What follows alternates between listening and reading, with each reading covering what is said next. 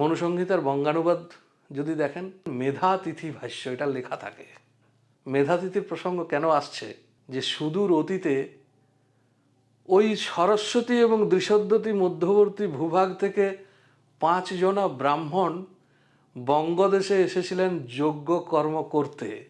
সেই 5 জনা ব্রাহ্মণ যারা এলেন, তাদের উপরেও ওই মনুসংহিতার ওই নিয়ম লাগু হলো এবং তারা পতিত হলেন। তারা যখন যজ্ঞ করে ফিরে গেলেন, বলা হয় তাদের প্রায়শ্চিত্ত করার জন্য বলা হয়েছিল, কিন্তু তারা প্রায়শ্চিত্তে রাজি হননি। ফলে তারা আর সেই দেশে ফিরে যেতে পারেননি, এই বঙ্গদেশে রয়ে গেলেন। অর্থাৎ বঙ্গদেশে যে ব্রাহ্মণরা আছেন, তারা সেদিন, তাদের পূর্বপুরুষরা সেদিন থাকতে বাধ্য হয়েছিলেন। এবং যে 5 জন ব্রাহ্মণ এসেছিলেন, তাদের দলপতির নাম ছিল শ্রীহর্ষ, যার বংশধরেরা আজকে মুখুজ্জে পদবী ব্যবহার করেন।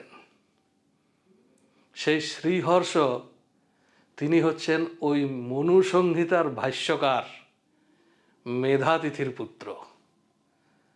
সেই মেধাতিথি যিনি মনুসংহিতার ভাষ্য রচনা করলেন, যে এই ব্রহ্মাবর্তের বাইরে গেলে ব্রাহ্মণরা পতিত হবে, সেই নিয়মে তার সন্তান পতিত হয়েছিলেন।